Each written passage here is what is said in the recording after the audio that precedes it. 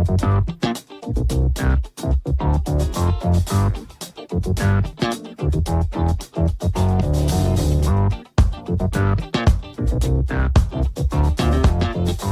folks, and welcome to the Daily Ratings Podcast. It's a show where each week we'll sit down with Vincent Daily and talk about the movies he's been watching. But this week, we're doing something different because instead of watching movies and reviewing them, Vin and I are going to be just sitting down and talking about the movies yet to come out this year. The final few months of the year are always packed with movies, blockbusters, indies dramas, great performances, and, of course, the award bait films. So we'll break down the ones that we care about and the ones that we kind of don't care about as the theaters heat up for the end of 2025.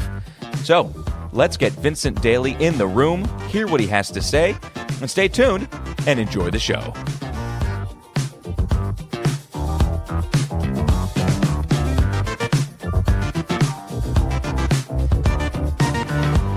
You know what? I'm not going to wait for the normal intro. We're going to get you in right here because I don't have enough runway. Yeah. Vincent Daily, my goodness gracious. Oh. Look at you over there. Good to Look be at back, you. Tommy boy. Is it good to be back? It is good to be back. So, folks, as you know, if you've been following along, we have been, we recorded, all fresh episodes, all great stuff. Yep. But worked ahead while I was in Japan. Correct. Yes. And back from Japan 2 weeks. Vincent Daily in Japan.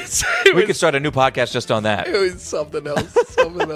Folks, we just caught up. Maybe we should have just pressed play. Left it on for the mics. For the past hour and a half, we just wanted to catch up with one another. Yeah. You know, Vin got me some excellent stuff. I got some great Kit Kats. I've got unbelievable glassware. I feel very lucky, folks. It was a good time away, though. I watched some movies on the flight. I watched Saving Private Ryan. I watched Dog Day Afternoon, and I watched My Neighbor Totoro, all without the context of very enjoyable score. So very enjoyable, actually. Which is great. Man, Tom Hanks, he's doing some acting. Here we go. The one movie, all of a sudden he likes Tom Hanks. We don't get to talk about it. I just really like it's not for the review. Yeah. And you watched all of season 1 of Severance, correct? Yeah. So, folks, it was a 14-and-a-half-hour flight. This was akin to torture. It was really, really a mental toll. You'd wake up from a nap and there's only been 30 minutes that pass and you're just like, oh no. Just to show you how long of a time that is, I watched all of season 1 of Severance, all 9 episodes. Fantastic. These are big, hour-long HBO-ass shows. Boy, finished the whole season and the flight wasn't even done yet. I had a significant portion of the flight left. It was maddening. It was really tough. Are you able to? I've never really watched a thing on a plane before. I've watched a thing or two, but I don't care. I don't sit down and be like, okay, what I'm going to watch. Can you enjoy a movie on a plane? I think as long as you're not worried about what other eyes might be on it. Right. So a great example is Saving Private Ryan. There was a baby crying behind me somewhere. So, you're watching that D-Day scene and, guys, on the beach, carrying their guts and whatnot. I was like, I'm probably scarring this kid, honestly. But you can sink into it then? As long as you have good earbuds or whatever? You kind of have to. It was such a long flight. I had to distract myself. I had to do anything but think about the time, So at the end of Saving Private Ryan, or any part in the movie, or even Severance Part 1, I don't know, did you get misty-eyed at all? No, not misty-eyed. Okay. More so, my appreciation every time I watch Saving Private Ryan is honestly, it's Spielberg killed it here. He killed it. The tank scene, the sniper nest scene, the bunker they roll up on, the drama between the squad and Tom Hanks' decisions, and then how that's diffused by him telling his backstory that he's a teacher. I love that movie. Wow. That was a really great movie. So it only took 2 weeks in Tokyo to realize Tom Hanks might just have it. Tom Hanks just might have what it takes. He's got something. I've heard a negative review before of Saving Private Ryan. Oh, really? Somewhat recently. Interesting. And I almost agree with it completely, and yet I'm still like, it's one of the best movies ever. Yeah, it really is. It begs the question, every war film we've talked about, is it pro-war or is it anti-war? And I feel like it's somewhere nebulously on its own, just kind of being almost like a memorial. It's about heroism. It's pro-war. Yeah, it probably is pro-war. One of the big criticisms is because it's Spielberg, and because it's a war film, you know, Spielberg makes his films in the eyes of a child. Yes, a blockbuster, ultimately. Well, yes, but also Spielberg is very tied to like him and how his parents affected him, and this, that, and growing up. I mean, that's who he is.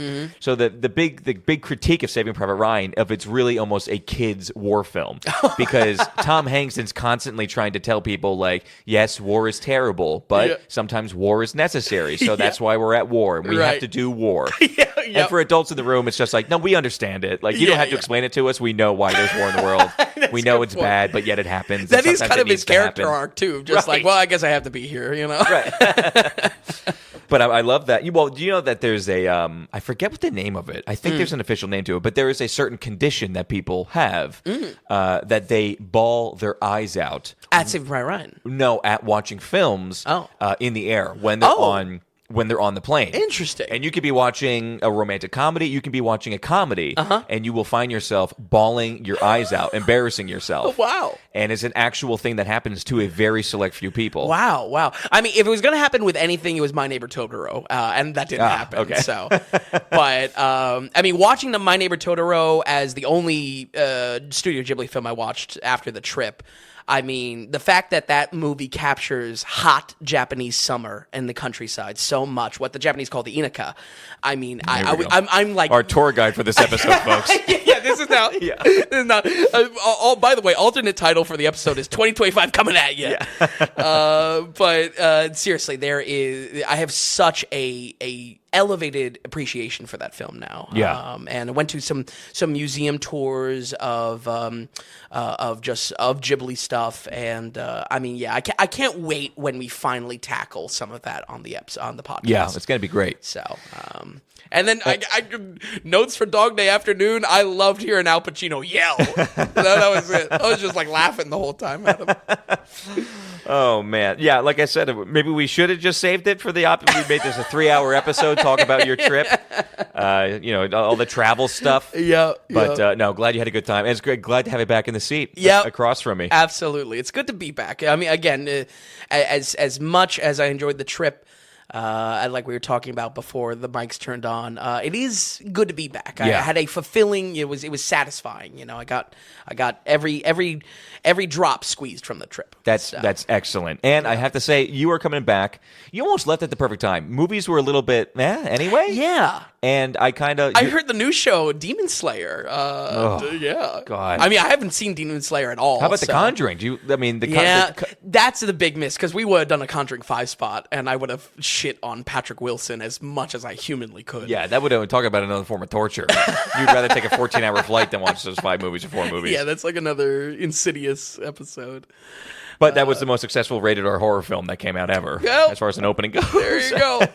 You win some, you lose. Hey, how about you check out that Cronenberg special, people? That was fun. That was a good app. By the way, what this Demon Slayer business, folks? If you didn't catch the news show, the number one movie at the box office this past weekend was Demon Slayer: other things in the name. Infinite Castle, something like that. Infinite Castle, yeah. And it crushed it. I mean, it made over $70 million in the opening weekend. It just blew past expectations. What's the deal with Demon Slayer? Demon Slayer would be called a shonen. Somewhere, I'm going to put things in your anime terms. Please. Somewhere in the Dragon Ball Z sense that it's about action, it's about flashy action, and it's made primarily for male audiences. But there's a shit ton of them. It's yes. like a Land Before Time type thing, well, right? There's, I believe from Demon Slayer, they had the original show run, and then the future seasons were actually done as little mini movies that were either compilations that was previous covered or brand new content. Okay. We actually have a Chainsaw Man movie being released, and it's the same thing. It's technically acting as a season 2 for the show.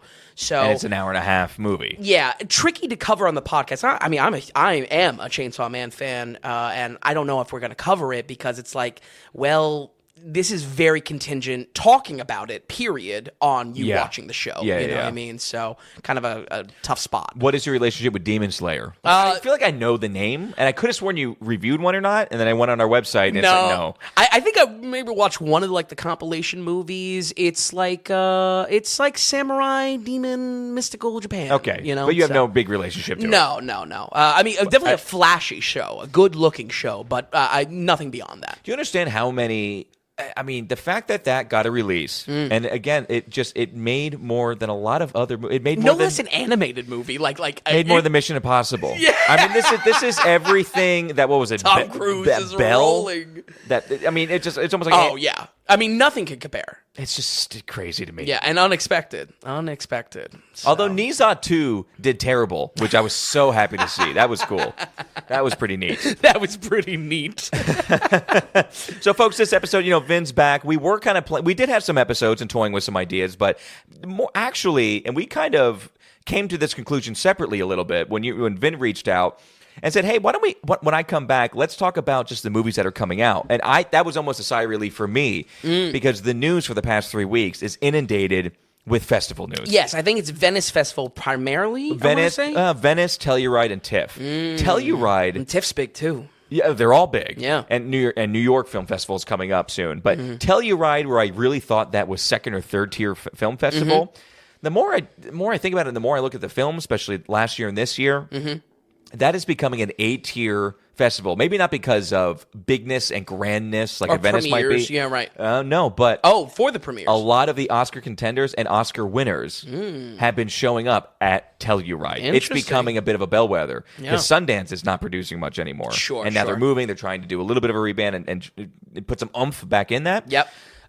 Which, by the way, I mean, R.I.p. Robert Redford. Yeah, you beat me to it. Yeah, I mean, like, that's obviously, big news, actually. I mean, a big tragedy. Connected to Sundance Integral. I mean, he made Sundance. Yeah. So almost poetic that this was the last year of Sundance in not Salt Lake, Park City, Utah. Oh, right, and right. they're moving to Boulder next year. Interesting. So it's almost, and then him passing away this year. It is a bit of a closing of a chapter. Yeah, yeah. But R.I.P. Robert Redford for sure.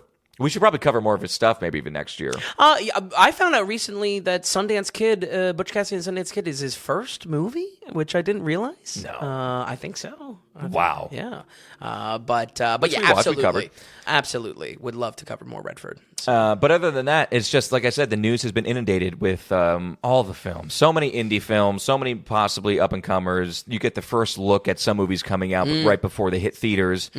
And then there were some that weren't at the festivals, but Vin and I, they're going to be contenders for something or they're going to be big movies. Yep. Vin and I, let's just kind of, what do we care about? Honestly, 2025 coming at you. It is true.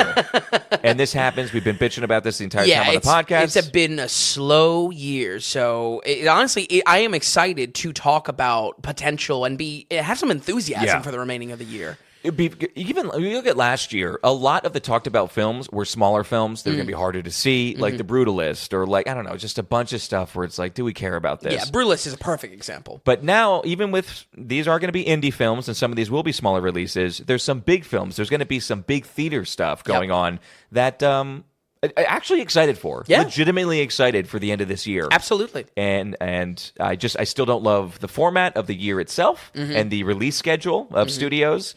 How the first half of the year doesn't matter. Yeah, so true. I will forever continue to bitch about that since there's nothing changing.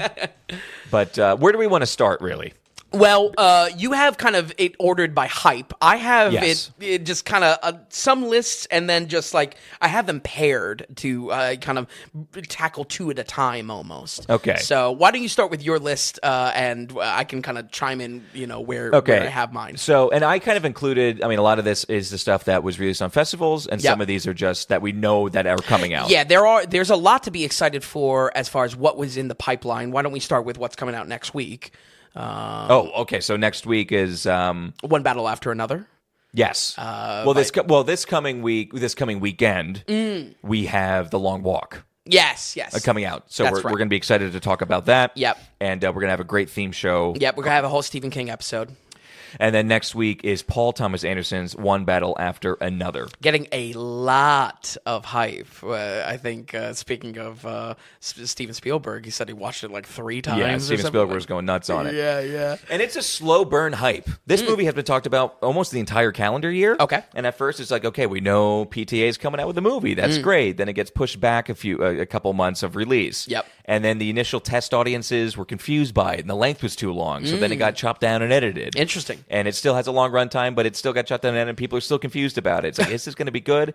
The trailer comes out, And what I love about Paul Thomas Anderson is I'm pretty sure he gets final cut on his trailers. He gets to cut trailers, and you watch this trailer and you think you know what the movie's going to be. And Right. it looks smaller, and it looks like a maybe potentially $80 million budget. Sure. But you know there's so much more because PTA will never give it away. And I think this has a budget of like $170 million. Oh, wow. By far PTA's most expensive film. Wow. And like you said, the reviews coming out of it are like...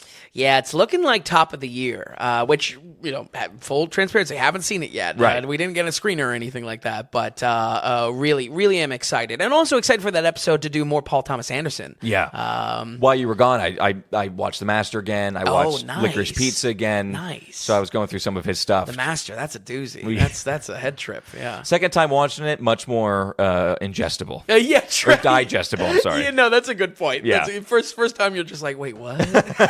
Yeah, I'm with you there. But even you look at Licorice Pizza that came out, and it just didn't have... it did okay at the box office. It didn't really do great at all. Right. And it kind of came and went a little bit. Yep. And I'm glad to see that this one has some hype. Yeah. But so that's coming out next week. But let's talk. So like you said, I have things broken down here, Vin. My categories are not interested, somewhat interested, interested, and excited. Okay, I like that. I like Okay. that a lot. Where do you want me to start? Let's go non-interested, Yeah, because we non-interested. can maybe knock out some of my duos that I have paired together. Okay. So I'm going to start with the film that's getting a lot of buzz through the film festivals, Okay. but something I have zero interest with, All which right. is a film called Hamnet. Oh, I have And- not. I don't have this on my list. Okay, bit of a Shakespeare film. Okay. Shakespeare. And It's not Hamnet. It's not Hamlet. No, it's Hamnet. Okay. Because that's what they named their son. Oh. And this is the idea of the son dies, and then between Shakespeare and his wife dealing with that this is how what's inspired him to make his great plays and things like that. Oh, so it's like telling of Shakespeare's life. Yeah. Interesting. And I don't know if it's a true story or it's just like, was the death of the child something that spawned all this? Interesting. And it's him and his wife, whatever. I'm just not interested in it. Yeah. I just can't do it. I would say the same. It's not me. Same thing with another festival release that is doing relatively well. So it had the title The Testament of Anne Lee. Okay. And now it's just being called Anne Lee.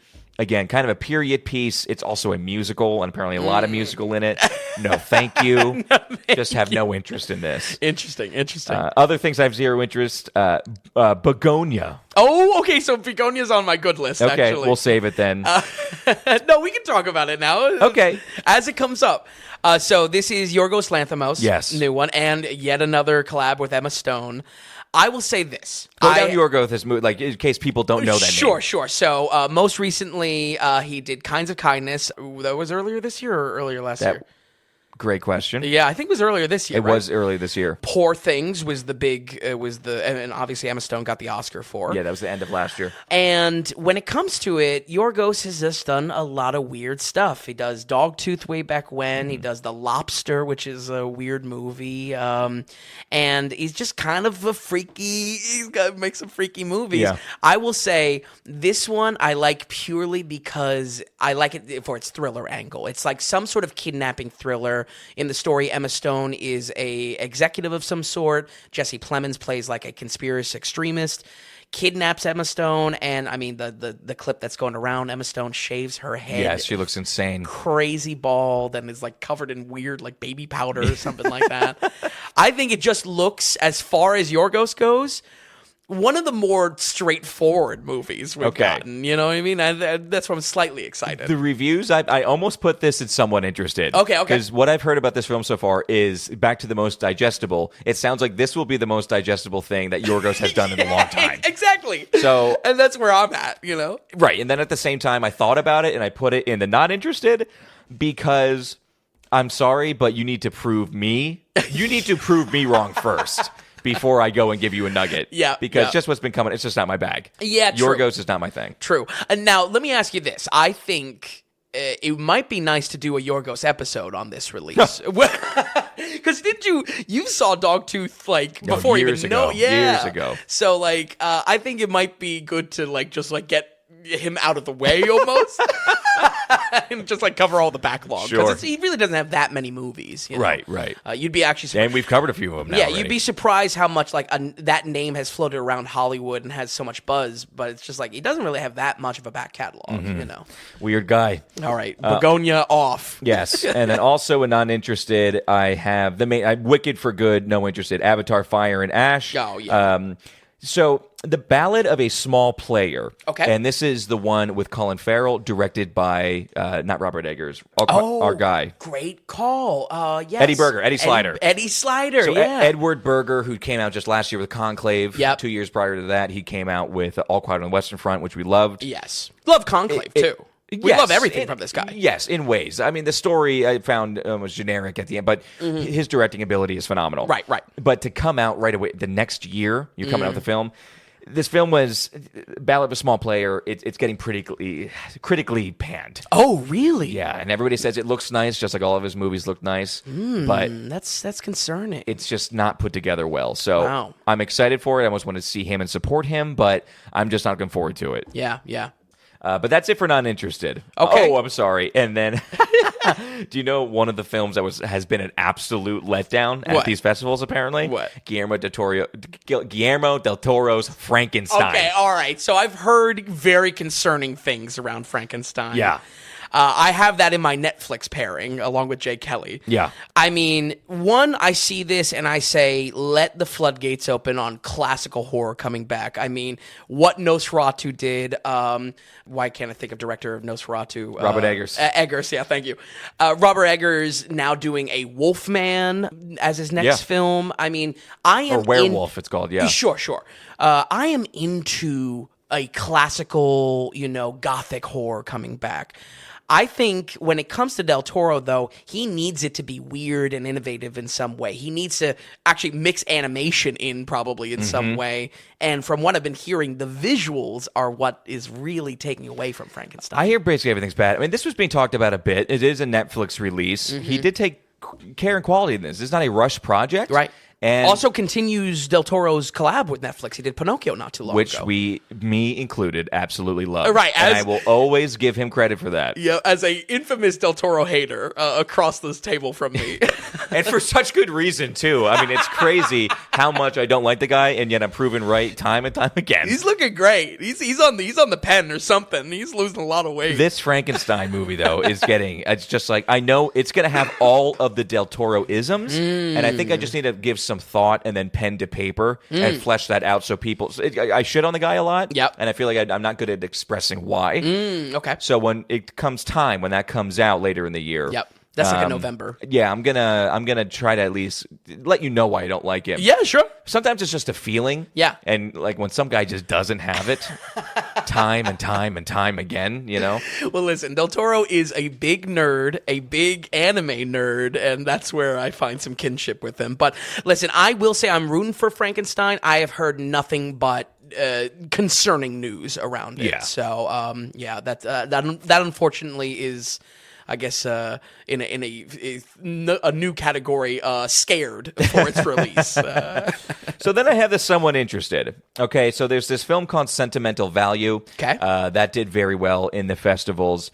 Is This Thing On? Which is Bradley Cooper's third directorial movie. Yes. And kind of... Bradley's really sticking in the same thing. It's just like guys struggling to make it in the world. It's like a showbiz drama. Yeah, kind of. And it's a guy, it's just... It's not Netflix as well, right? I don't think so. What is it called It again? might be. It's called Is This Thing On? Is This Thing On? Okay. But it's the same thing, just like struggling for fame and struggling with fame. Yep. And it's almost like his past two movies. yeah, pretty much. But it's Bradley Cooper. We like Bradley Cooper. He's actually a pretty good director. Yes, and I have personally been fascinated with seeing that, because can you say he's falling victim to like some one-upsmanship? He feels like he has to really like make a crazy production out of it. All the method acting that went into Maestro. Yep, exactly. Is that a little excessive? Sure. Does he wear a lot of hats? And is that juggling act kind of problematic sometimes? Yeah. Sure. But I am rooting for the guy because, I mean, I'll always go back to he's a random student in the crowd on Inside the Actors Studio, and Yeah. he gives that question to Bobby De Niro, and it's just like, man, he's got some passion. I also like the guy. I mean, is the whole Philly he's from boy. Philly. Yeah, does that pull weight? Absolutely. But in general, I like him. Yeah. And in this movie, he's in it a lot less. But dude, A Star Is Born, I think he had that 79. Yeah, no, Stars Born lived up to the hype. Right. And Maestro, there's something there. The movie looks good. Yeah. Maestro has style. Yeah. But otherwise, story-wise, was just kind of flat and not giving you what you really wanted. And honestly, going back to that review when in December we were doing a lot of just the movies. Again, what sticks out to me with Maestro is just that does functionally it fail as a Bernstein biopic because of how much it's focused on the players in his life. You know what I mean? I think it does feel. I think a lot of the people agree a little bit too. Yeah. That's also another thing where it's like it was much hotter when it came out versus where it settled online. You know, as far as the discourse. And he went on a huge Oscar campaign. It was getting Oscar buzz until it came out, and then it was like, I don't think this gets here. Well, you see all the method acting, you see the prosthetics, and it's just like, well, how could it not? You know, right? And he was good in it. Yeah, It's everything else around it. Exactly. I have a movie called The Rental Family or Rental Family. Okay, yeah. I was almost going to avoid this just because it is such a Japanese movie, but Well, Brendan Fraser apparently is great in it. Yeah. And I think I said on the news show one time, it's getting a little bit of praise of like a Little Miss Sunshine. Oh, okay. Type deal. That's cute. So we'll see what happens with that. Yeah, that basically is a story of Brendan Fraser is like a very hammy commercial actor in Japan. And like the commercial, let me tell you, the commercials are insane in Japan. So that's real, but he's out of work and he goes to a kind of a person rental, not clinic, but firm. And these things exist in Japan. You can like rent companions, and it's not like sexual or anything like that. It's just like spending time. So That sounds depressing. yeah, exactly. And I don't know. I didn't really have a lot of interest in watching it, but I wonder if it's going to be a little bit of the what's the Sofia Coppola film? Lost in Translation. Yes. Yeah. I could imagine it's trying to capture some of those vibes. I mean, anything in Tokyo is kind of in the shadow of that. Yeah. Okay, so two of my somewhat interested are performance-driven films. So The Smashing Machine, which is The Rock. Now, apparently coming out of the festivals.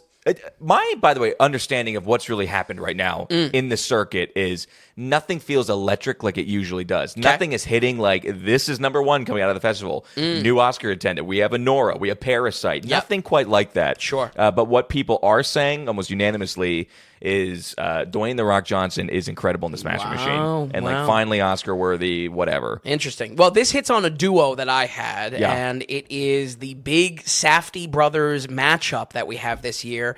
If you don't know, the Safdie brothers made movies like Good Time and probably most notably Uncut Gems. They're a directing duo. Also, one of the brothers, I think Benny, acts. He was in Oppenheimer. And I was saving some of my research for this when it comes up in the episode down the road in a couple weeks. But you have The Smashing Machine provided by one of the Safdie brothers. Later on in the year, you have Marty Supreme directed by the other one. I don't know if it's drama related why they split. I will say I'm in Marty Supreme's court. I had that under my excited. Oh, excellent. Almost interested, but I put it in excited, I have to say. Yeah. I think Smashing Machine looks good, but in its kind of melodrama, I don't know. I kind of just expect it to just be Oscar baity, unfortunately. But. And you and I don't have much. We don't care about the UFC all that much. Right? We're not UFC guys. Yeah. And I think this will just be a better Iron Claw movie. Yeah. Bingo. You read my mind. Yeah. Absolutely. The physical toll and emotional toll that the ring takes. Yeah. And I'm excited to see. And The Rock, I'm willing to give him a new revival. I would say so. Like if he's that good in it. Yeah. Cool, because don't forget, he is going to be in a Martin Scorsese film. Right. So let's hope for the best here. What was the Hawaiian Gangster? Yeah. Oh, my God. Hey. These projects need to be sunk. I also heard in your news show, I love how you referred to Heat 2 as the movie that makes Vin squirm the most. And it really does. It really does.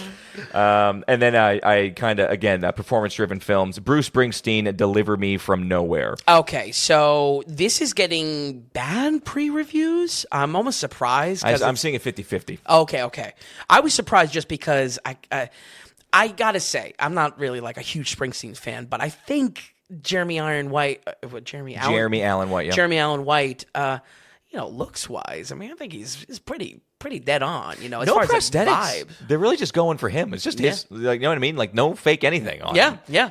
So I am understanding that his performance is incredible. Okay. But the movie is kind of like Been there, done that. We're biopic saturated here, folks. As saturated as it can be. So even with the Bob Dylan one, where we were just like, okay, and then I think this one will kind of be the same thing. And once again, I believe this biopic with Bruce Springsteen, don't expect a life story. I think we were very focused in one particular moment in Bruce Springsteen's life. Yeah, as I when he's refer to it, younger. like the defining sliver of the life rather than the big arc. Yes, exactly right. Which I kind of am a fan of, but it also I also don't have a good example to point to of like a knockout film of in that style, And we're not Bruce Springsteen guys, so that's right. I put in someone interested, not even to see a Bruce Springsteen story. It's two things. One, Jeremy Allen White, who, if that name doesn't ring a bell, this is the main guy in the show The Bear, over on FX, and then he also played a role in Iron Claw. He's going to be in this. He's going to be leading this World War II movie with Ben Stiller. Oh, that's right. So I'm somewhat interested with him, but the director, Scott Cooper. Okay. Does that ring any bells? It doesn't. So Scott Cooper he's a very interesting director. I don't know if he's a slam bam A-tier guy that if we see his name we love. But listen to this list, okay? He did The Pale Blue Eye over on Netflix, which we covered a couple years ago. We did cover that. But the biggest ones, he did Hostiles in 2017. Okay. He did Black Mass, Oh, which you kind of have some respect for. I kind of like Black Mass. He did Out of the Furnace. Okay. Which is, I think, that intense Christian Bale movie. Yep. And he did Crazy Heart in 2009, which won the Oscar. Jeff Bridges won the Oscar for Best Actor. Yeah.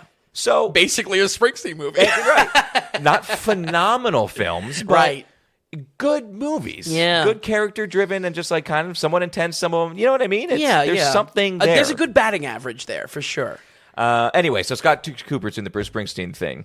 And then somewhat interested, I have this almost for you as well. Father, mother, sister, brother. Yes, this was on my list. So this won the Golden Lion Award at the Venice Film Festival. Oh, really? Which is the premier award at Venice. The director is Jim Jarmusch. Yes. Who, why don't you just take it because it's on the list here. So yeah, Jim Jarmusch, we covered Pattinson year one of the podcast. Jim Jarmusch is an interesting director. Honestly, I would save like a deep dive into him, not in this kind of elevator pitch for the movie, more so if we maybe did a Jarmusch episode when this comes out. It's interesting just because my interest for this movie pretty much is just from the clips I've seen with Adam Driver and Tom Waits, which always kind of make an appearance in his type of movies. But he has come off a miss. 5 years ago, he did a movie called The Dead Don't Die, which was just kind of like, so whatever. The trailer looks amazing, but it seems like it always fails. Yeah. It was kind of just petered out. This, as far as this goes, this was in a duo category of I'm kind of hyped on, but I don't know a lot about, and that is definitely this movie. I mean, father, mother, sister, brother. Yeah. I mean, But kind of interesting. Huge cast. And then also with Jim Jarmusch, he's also known for doing Coffee and Cigarettes. Yes. Which are these vignette videos almost, black and white. You get two random people that probably shouldn't do well together. They sit down and whatever. In a Bill Murray and Wu-Tang Clan. And most of those were in the 90s, correct? Yes. I forget exactly how those produced, if they were like a compilation put together of stuff or he released a piecemeal, but always rooting for Jim Jarmusch in some capacity. Absolutely. So I'm glad this is getting so much hype. I honestly didn't know it won any awards. He almost didn't even get accepted into Venice, and then last minute got accepted and ended up winning the Golden Lion, the big award. So good for him. Yeah, good for him. Okay, so now we're on to interested films for me. We're going to do, I have Rental Family on here. Did I see? Oh, I have Rental Family twice on here. Okay. No, Rental Family is somewhat interested. Not full-on interested. Okay. So what I have here, I do have Wake Up. That's your soft spot for Frasier. You know? It absolutely is, that's showing it. I have Wake Up Dead Man, which is the third of the Knives Out films coming on Netflix. And the only real reason why is these are, to me, the most movie-like theater movies coming out on streaming that do extraordinarily well. They are. They really do. They are big. They have punch. People enjoy sitting down and watching these. And most importantly, it's Daniel Craig, and this is the last of them. Yeah. Daniel Craig is now annoyed with Netflix because Netflix refuses to release them in theaters for more than 2 weeks. Which I feel like was drama with the first one and the second one. The second one. Yeah. Ryan Johnson is now done with Netflix because of the same deal. So they're pissed it's not getting a theater release. They projected that the second one, Glass Onion, could have made over $600 million in the theaters alone. Sure. That was the projections after and it came much out. flashier movie as well. Just even from like its ensemble cast and how it's structured. Yeah, everything about it. So I mean, do I think it's going to be good? No. Is it Daniel Craig and going to be an easy watch? Yes. I think also in hindsight, I've pointed to Glass Onion and Knives Out as a revival of the whodunit. Yes. I think in hindsight, I feel like there's a lot of people trying to revive the whodunit, but unsuccessfully doing it, and it's pretty much only now this Ryan Johnson. This is the trilogy.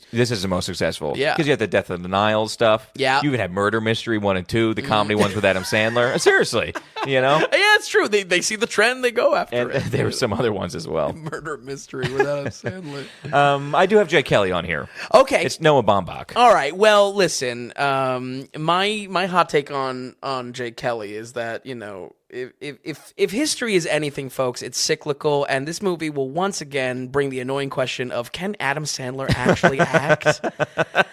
Also talk about a Netflix crockpot. Noah Baumbach and Adam Sandler put together. They're just throwing assets together. And throw Clooney in there. yeah, for real. I don't know. It's another showbiz drama. I have faith in Clooney maybe giving... Me too, oddly. Yeah.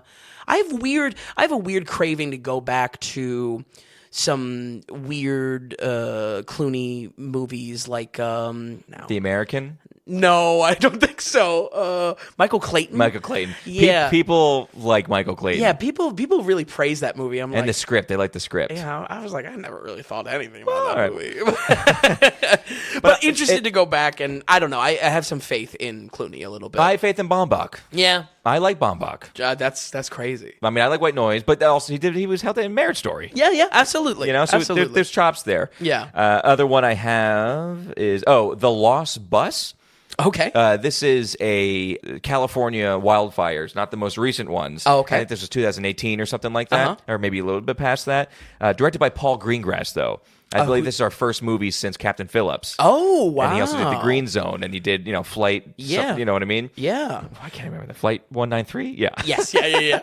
But he's great in this. I mean, I truly... Every time I go back to Captain Phillips, I'm like, holy shit, is this top 10 movies of all time for me? I love that movie. Yeah. It's the last true good performance and good movie we have from Tom Hanks, in my opinion. Sure. And this is Matthew McConaughey's first movie in 5 years. Oh, okay. Well, my question was, is it going to be like a documentary of some sort? Oh, no. Oh, it's a movie. Right. It's 2 hours and 9 minutes, and apparently Greengrass wanted fire on screen like never before. Greengrass was really I want real fires. I want to be shooting with real flames. Wow. So apparently it was very hot, very intense, but I think it's going to look amazing. Okay. And Greengrass, based on what's he do, I mean, The Green Zone never gets talked about as a modern day war film. I think it's actually pretty good. And then you look at what he does with Captain Phillips. Yeah. I just think it's a great movie. Yeah, there is some realism to all of his projects. Yeah, interesting. And one more time on the name of that? The Lost Bus. The Lost Bus. The idea is there's a bus driver and there's a emergency call to go save a whole bunch of children trapped in the fire. Wow. Okay. And Matthew McConaughey. I mean, I'm down with that. First in 5 years. Yeah. So it's something. He, a bit of a return for him. Absolutely. He's done making commercials and writing books. Yes, exactly. And living in his Airstream or whatever. We like McConaughey, though. No, I do. Yeah, I poke fun. I mean, True Detective Season 1 is like my favorite, of course. favorite anything.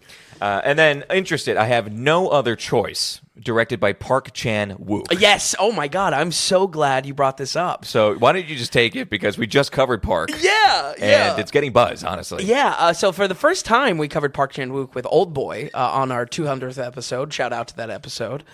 Park Chan-wook does a lot of different types of movies, but all kind of head trips in their own right. I was actually interested in this, not so much for him, and it grabbed my attention as an international film, which is really kind of harder said than done because it's an extra juggling act to, the pipeline of all the movies coming out. But actor Lee Byung-hun, man, this guy is such a good Korean actor. Ooh. He has recently popped off because no spoilers. I think he's like the bad guy in Squid Games. I've never seen Squid Games. Okay. But he's one of like he's one of the establishment in Squid Games.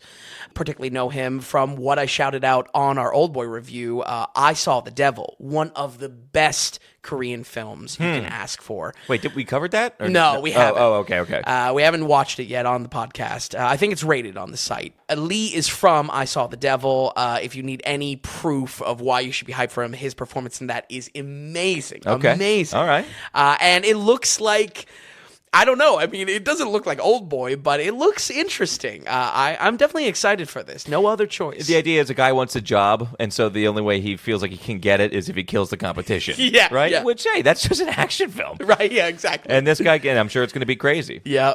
So I'm glad you caught this. That was awesome. It was getting some love. It was getting some, I think it was a runner-up here or there. Oh, really? And this might be a Neon film. And don't forget, Neon has been picking the winners for like the past 6 years of Oscars. It's so true. You never think of Neon in that Neon's way. the dark horse. So that's what I have is interested, and then the other things I have. So these are the ones I'm excited for. Okay. When do we go into when do we do a producer segment?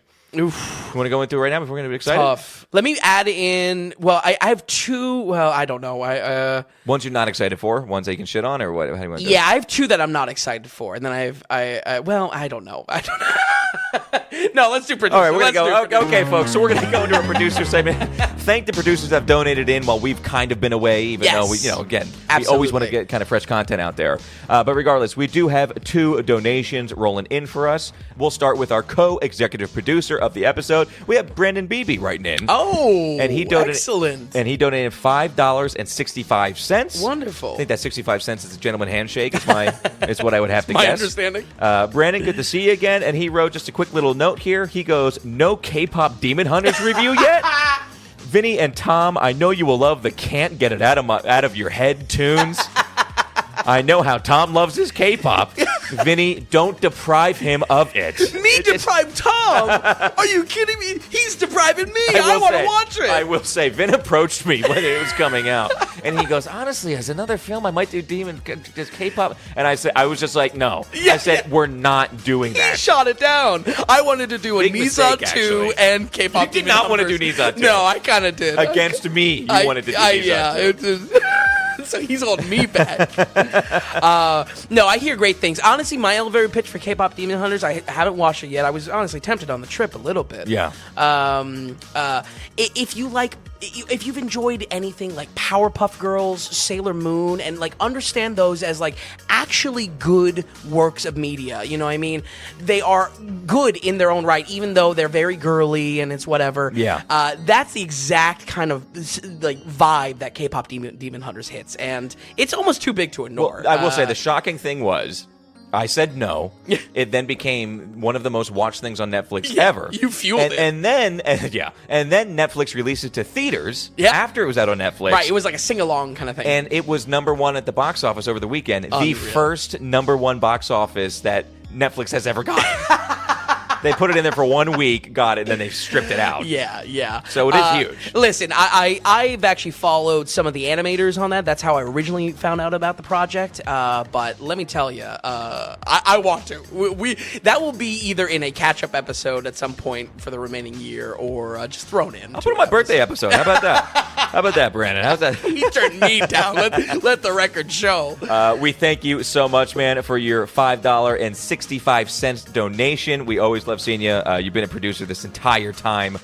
We absolutely appreciate you. Real quick, man, are you able to name all 3 Powerpuff Girls? Blossom, Bubbles, Buttercup. Nerd. Yeah. That's all I wanted to Oh, listen, I will stand by Powerpuff Girls. I'll stand by Sailor Moon. That era of Cartoon Network was great. Yeah. Oh God, how does that show start? Powerpuff Girls. Is it Powder Puff Girls or Powerpuff? Powerpuff Girls. Powerpuff, right. Yeah. Who was your favorite? I don't know, man. Okay. I can name my favorite Golden Girl. You can't name your favorite Powerpuff Girl? Golden Girls is definitely in that vibe as well. Kick-ass women. Okay, so let's go on. We have Brandon was co-executive producer, and we have Matt D writing in a couple weeks ago and producing for us. He donated in. We have a Gump Club donation. I have to be honest with you. I think this is our first Gump Club donation. Matt D, welcome to the Gump Club. Membership 1. Tom Hanks got a lot of lip service this episode. And he also put the gentleman's agreement too. I think it was 48 and change or something like that. So Matt D, we appreciate that.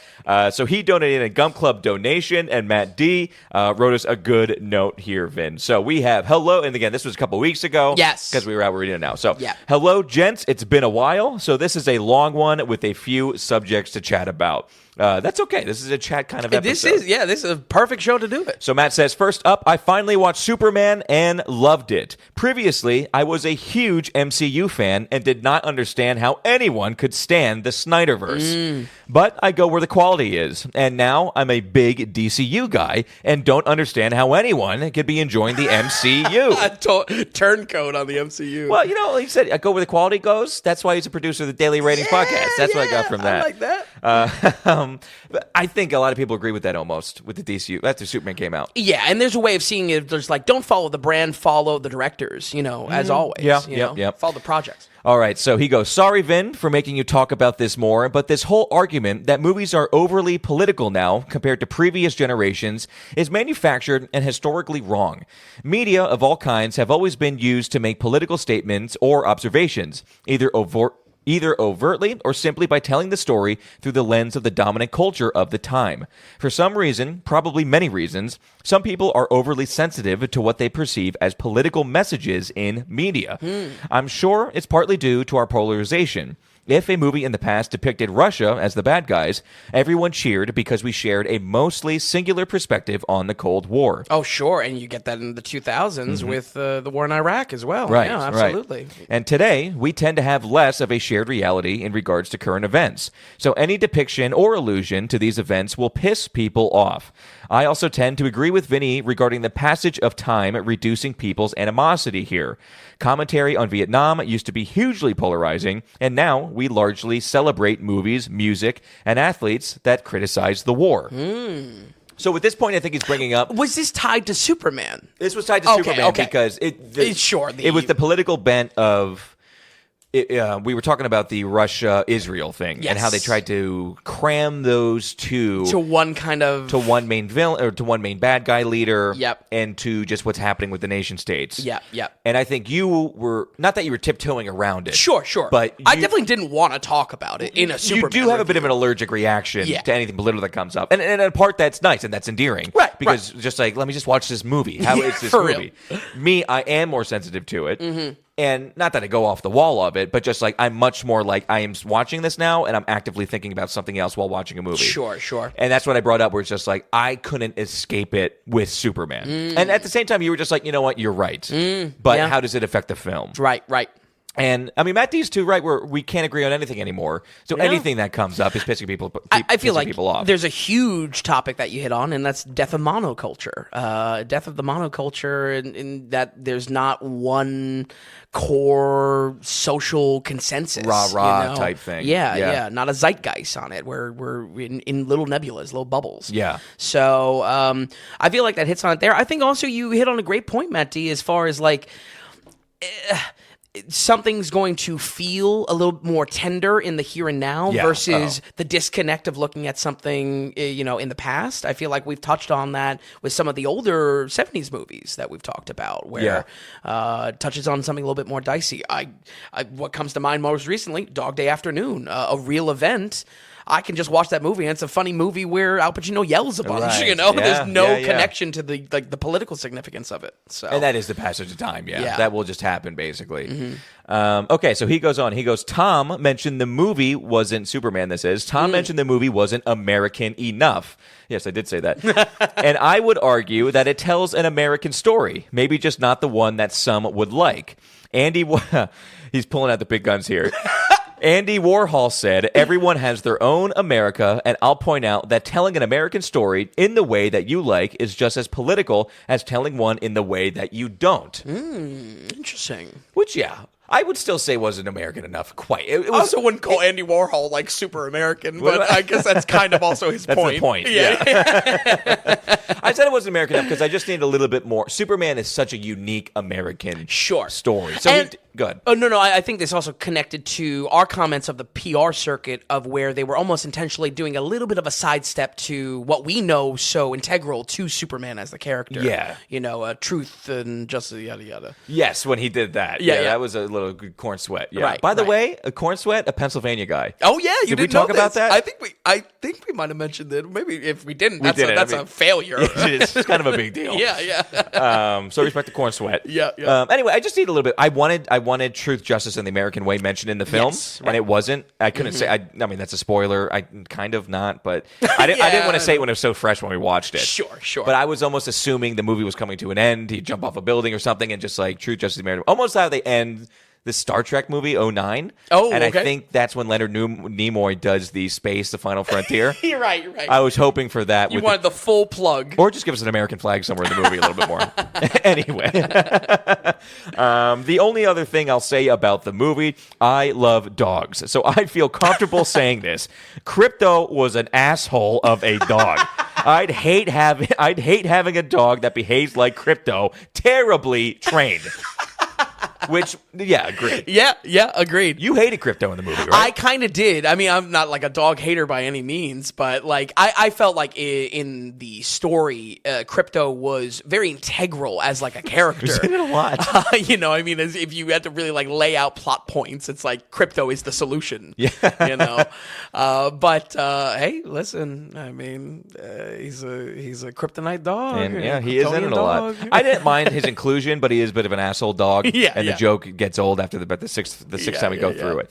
And okay, and then speaking about Park Chan-wook, the director, so Matt says, I love Old Boy, and once recommended it to a friend without giving the necessary warning label, and he put it on for family movie night.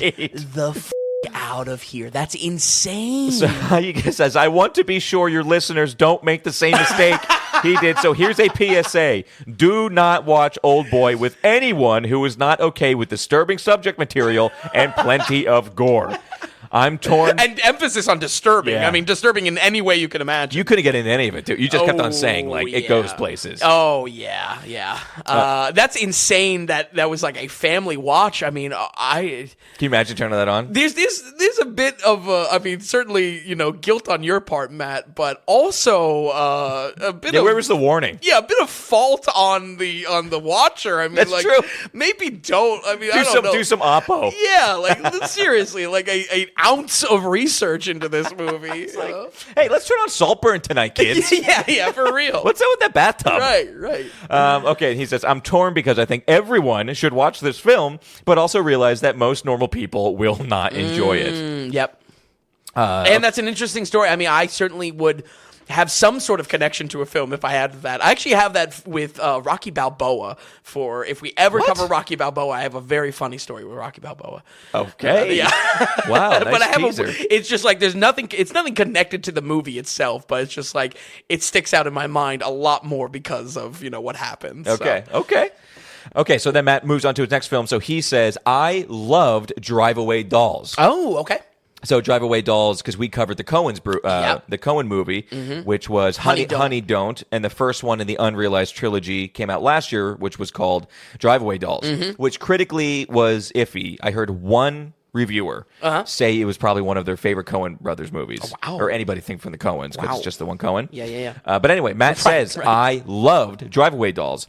I thought it was a lot of fun, and I'm very much looking forward to Honey Don't. So maybe he even saw it since he's written the note. Sure. Margaret Qualley, and he says, he has the pronunciation, Qualley, is an absolute treasure and steals every single scene she's in. One of my favorite actresses working today, underutilized in The Substance. Wow, interesting. That's kind of a hot take. No, I'm in complete agreement. Really? Yeah, I felt... What do you mean by underutilized, or at least just from your perspective? I think we could have stretched her I think she was, believe it or not, too contained in the film, and she couldn't stretch her legs enough. I feel because of the point of that movie, especially towards the end. She's doing some stretching, too. No, but she can't really do anything. It's everything that's happening in the film. Right. And I don't think we get enough acting chops from her, which I do think she has. And I agree with Matt. I mean, I really do like Margaret Qualley. Yeah, for sure. And, of course, he's now heard our Honey Don't review and everything like that. And unfortunately, there's a kind of a sad ending to that. But maybe that does work for you in a way. I mean, I think Drive Away Dolls was better than Honey Don't, so I don't know if that's really gonna turn out. But my biggest thing was I just don't think it was quite the right part for her. That was my biggest thing coming out of it. I still say I like her though. Yeah, I mean, the only thing I'll say just in relation to the substance is that I feel like as much as Demi Moore really was winding up to get the wins come award season and does a lot of vulnerable work in that movie. The end with Qualley, she has that scene where she has to hide her smile, and that's all I'll kind of say. Right. And that, honestly, is a scene that sticks out to me in that movie the most, believe it or not. I know, but there's a lot that can stick out in that movie, But that's what you're talking about is kind of visuals. And I want to see Qualley act. I want to see her spread her wings a little bit. True. You know what I mean? A lot of that is just physically put on her. Yeah. That's my only thing with that. But it sounds like all of us here like the substance. Yeah. Lastly, I think we need to take away Vinny's authority on Spig movies. Oh, here we go. He's just so bad at identifying them. First Captain America 79 and now Fantastic Four 94. Come on, dude. These are Spig. He's got some skin in the game here. We need some sort of neutral arbiter on this tag. Well, he's not neutral. It can't be him. Right. It can't be him. He can't be him. Listen, I'll... You said you're getting soft. You're not giving enough Spigs out. The thing is, I don't know. I mean, I watch these movies. If the problem is maybe I'm expecting Spig, and then I'm like not laughing enough or not laughing at it enough. I don't know.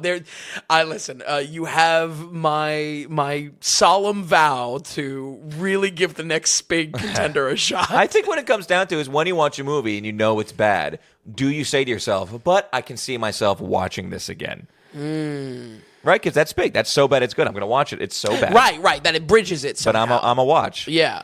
I don't know. We'll just have to see. Sorry. Well, you're not the neutral arbiter, so Matt D can't be it. At least in recent memory, the Fantastic Four 94 was just like it was kind of a competent movie. I still stand by that review very strongly because it's just like this is a halfway attempt at an actual Fantastic Four movie. You know what I mean? Right, in a Raimi Spider-Man, I think this could have been released. This has some function to it. All right. Matt also says, P.S. got a double feature for you. Cronenberg's Crash and Dukamau's Titan? Titane. He goes, what do you think, Vin? That's a nail on the head. That's content. Yeah, what was the deal? Okay, so we covered Crash in the Cronenberg special. Which is getting turned on by car crashes. Bingo. Titane is a body horror around sexual relations with a car.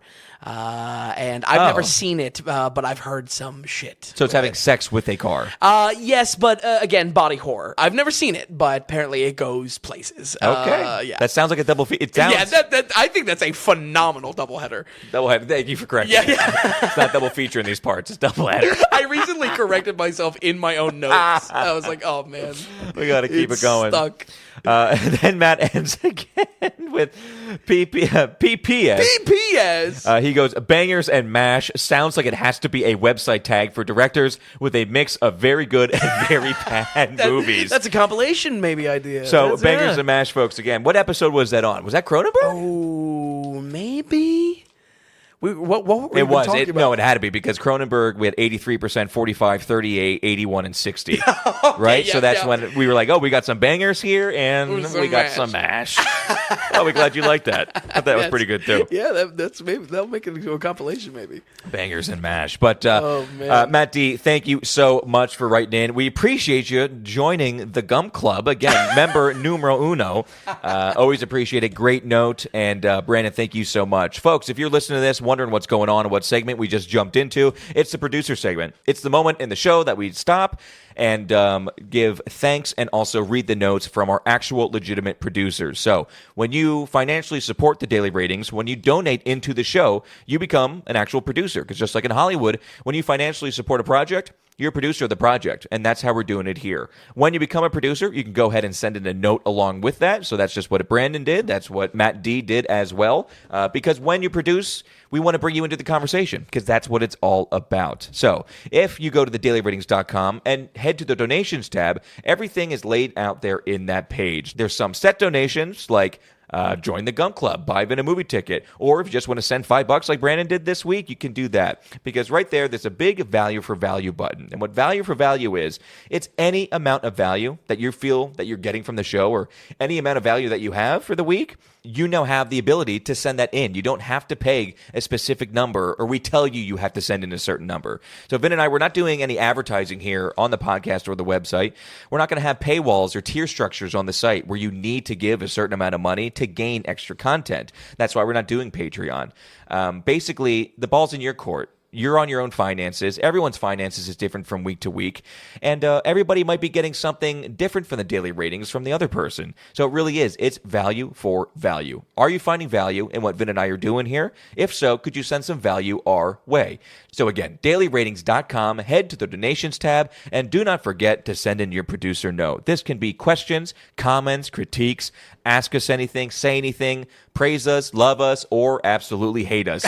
If you send in some money on our way, it's okay. Yeah. So you can send in a note. You can email it to us at tom.vin@thedailyratings.com. That's our email. Or for instance, Brandon had a very short note this week. So when he sent money in through PayPal, there's a little PayPal box there, and you have 250 characters to write a little note as well if you want to do that. Yeah. So I also think what a perfect example of like what we want out of this segment. Is this segment that you just heard? Is that it's value added content. It's fun. We enjoy the dialogue with all of you, and more importantly, we want to hear these type of things. It lets us revisit things that we've covered on the show. It lets us open up topics. Really, this was exactly a great example of what we want out. And of this. The note, it was on the longer side, Matt. Right. But we love you. So, he was built up. And it's it's always great reading your notes, man. And plus, we can get someone else's opinion in here instead of us just jabbering. Right. Folks, again, it's thedailyratings.com. Head to the donations tab and send in your producer note along with that. Brandon, thank you so much. Co-executive producer. Matt D, executive producer of episode 204. So let's keep it going now, Vin. We just want to go through our most Let me add in something I'm not excited for. Yes. A little bit of a re-ramp into absolutely. All right. So after The Hunt, this is the next film from Luca Guadagnino. Yes. I really enjoyed Bones and All. I even covered things like what was Timothée Chalamet? Call Me by Your Name. Yes. So I've watched some of Guadagnino's stuff. This feels like it is way too late. The story itself is like an academic Me Too cancel scenario. It has a lot of different actors and actresses, mainly as well the girl from The Bear, Ayo Edebiri. Yep. So, excited that she's getting more work. I think she's very, very talented.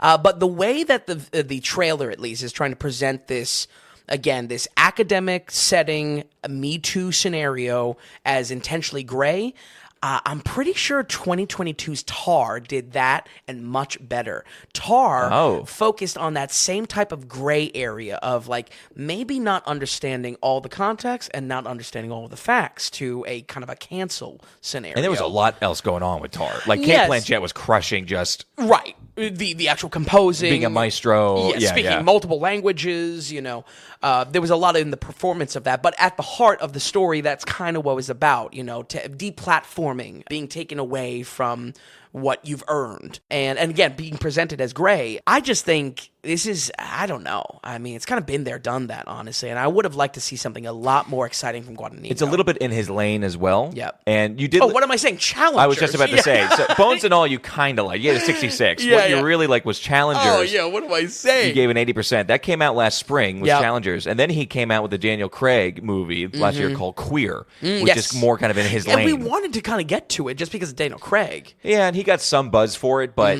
when you come out with 2 movies in 1 year, and one is clearly the buzz, the one being talked about, the electric one. It's the kiss of death. That was challengers for you. That's the Ridley Scott kiss. Yeah. And Queer took the back seat. Yeah.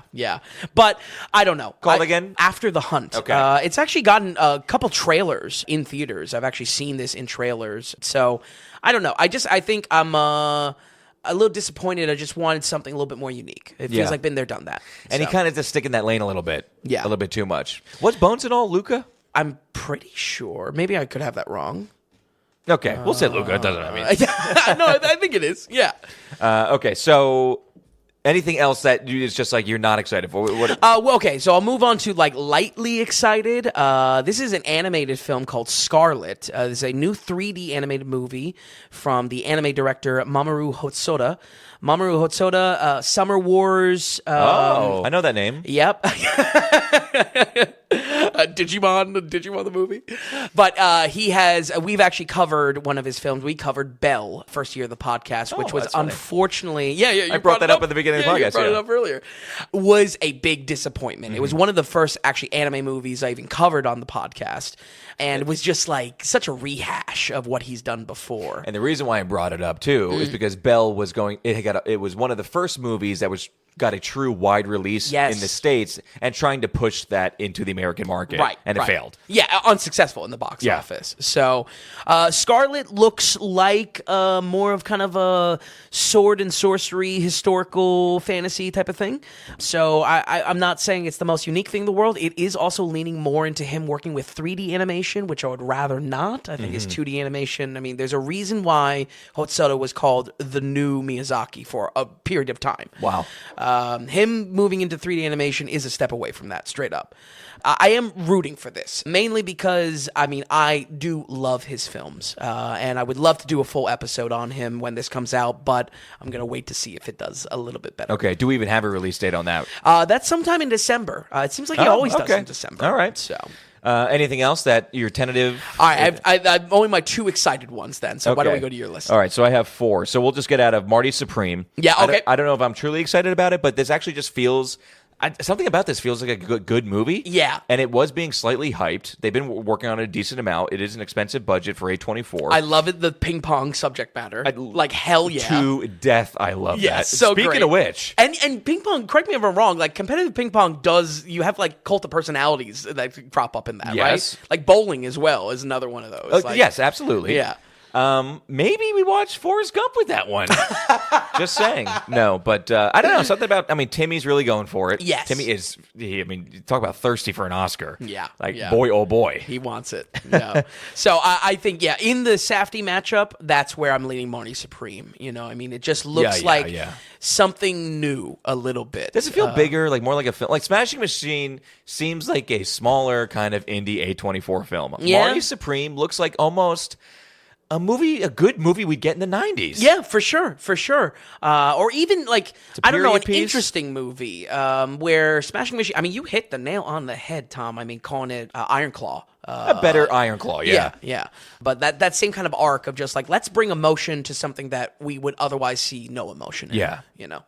Okay, so 2 more. I have Tron Ares. Okay, yeah. Which isn't being talked about at all, ever. I'm not seeing any reports of it. Yep. Which is concerning. I am excited. I'm mostly excited for the episode because we just get to cover all the Trons and knock that out, Which Vin and we might have a Cloud Atlas situation. Like, I don't know if a lot of people love that stuff. If even like the last Tron, there's a very soft spot in our hearts. Yeah. My understanding too is they are going to be promoting this film as we just get a little bit closer. They are trying to quietly get Jared Leto out of the press pool and out of the headlines of, hey, we have this new movie coming out. Interesting. Jared Leto, not that he has been caught with anything, but he is, there's question marks around Jared Leto. He has that somewhat cult going on in California where he bought the property. He already has, he has a bit of... We'll say allegedly just to... Right, no, for sure. He's got the reputation of being a little bit too intense. Of course. Sending used condoms in the mail when he played the Joker. Yep.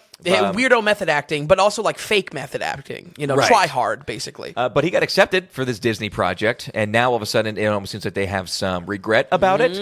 That could be some reason why we're not hearing about it yet, but even when they start to push it out, it's my understanding that they're trying to keep his name low, kind of build up Greta Lee a little bit, things like that. My exact point I was going to make, it seems like they're pushing her more in the forefront, where... I don't know. I mean, from all the trailers, it seems like she's a cop with no lines. So I don't know what that's about. But yeah, excited to cover it. I think you're right on the money as well. And being Tron Legacy being a Cloud Atlas scenario. I mean, Tron Legacy is considered like a very bad movie by some people, and I mean I don't know. Daft Punk is in the movie, so I'm gonna like it. Such a soft spot for that movie. Yeah.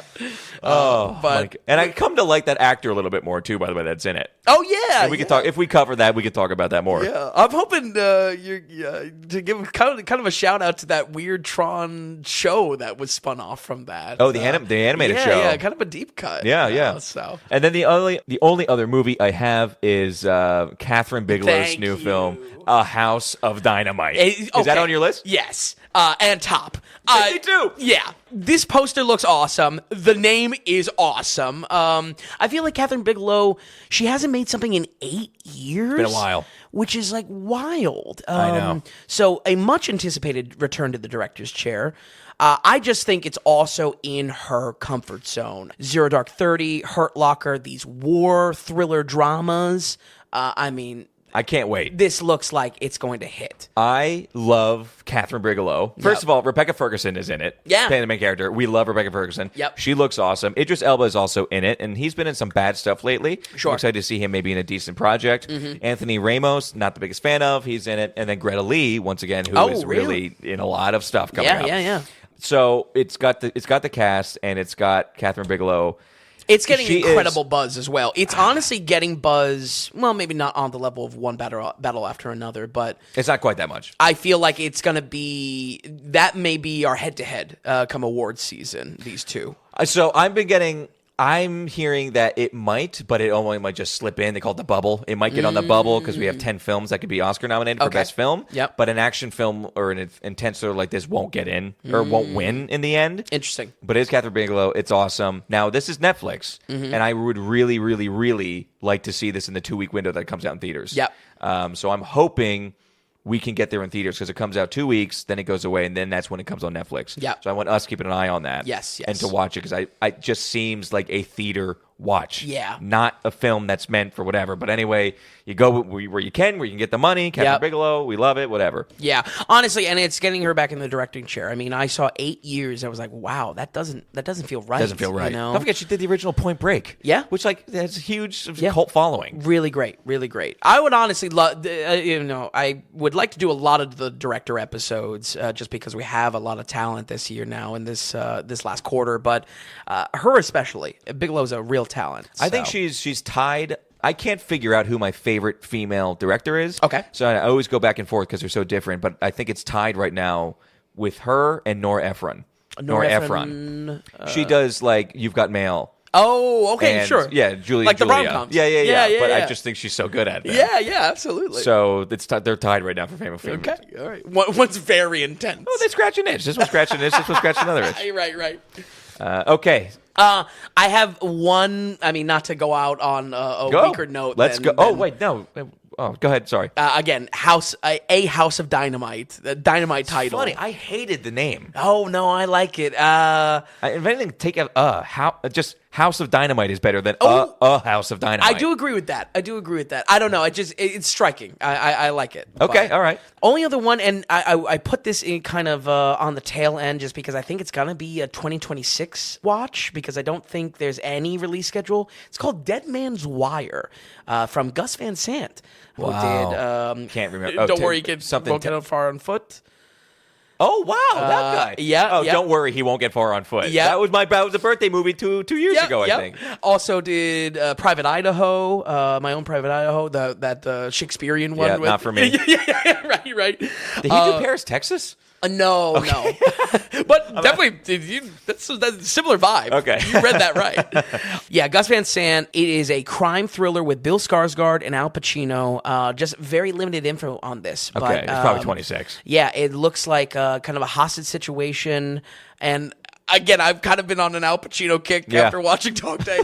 So I don't know. I saw that. I was like, oh, man. And then it honestly had like the least amount of information out of any of these movies we talked about. So, Okay, that's probably next year then. Yeah, probably a push. But that sounds good. We do like that director. Yeah. And that movie, Don't Get Far on Foot, man. Talk about horrible names. I think you gave that a 79 or 78 or something. Yeah, that was a good movie. I mean, obviously, maybe not obviously, but like a great movie about addiction and the addiction process. Yeah. You know, a very, very real movie. And Joaquin killing it, guys, as always. Yeah, absolutely. Okay, and honestly, truly, folks, the film that we're most excited for is One Battle After Another next week, which we cannot wait for. But the show before that, we will be doing some Stephen King stuff, and we are going to be doing The Long Walk. Yep. And we got Philip Seymour Hoffman's son playing the lead role there. Yes, very interesting. So, also excited to just do another Stephen King episode. I mean, there are going to be some heavy hitters in there, just like how there were some heavy hitters in our first Stephen King episode way back when. I'm almost like upset we did that episode for the Firestarter remake. Well, there's so many damn King movies, might as well. Whatever. Yeah, but we got some good ones. I'm honestly extremely excited to just like the backlog we're watching over the next few weeks. Yeah, it's heating up, folks. We're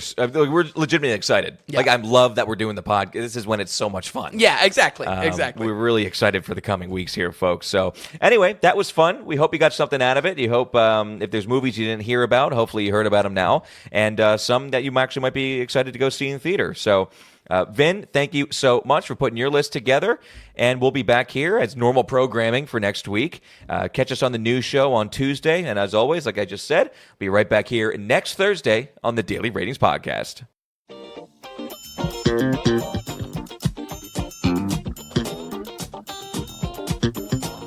And hey, if you enjoyed the podcast, if you would, give us a good rating or get the word out and tell a friend about us. And just a reminder that the Daily Ratings is completely producer supported. We want to stay away from advertising, and we don't want to have any paywalls or tier structures or subscriptions. It's all just value for value. So, are you finding value in what we're doing here at the Daily Ratings? Then become a producer and donate whatever amount of value that is. Just go to the donations tab on thedailyratings.com, and while you're there, be sure to check out the massive amount of films that Vince has rated. So thanks so much, everybody. We'll see you next time on the Daily Ratings Podcast.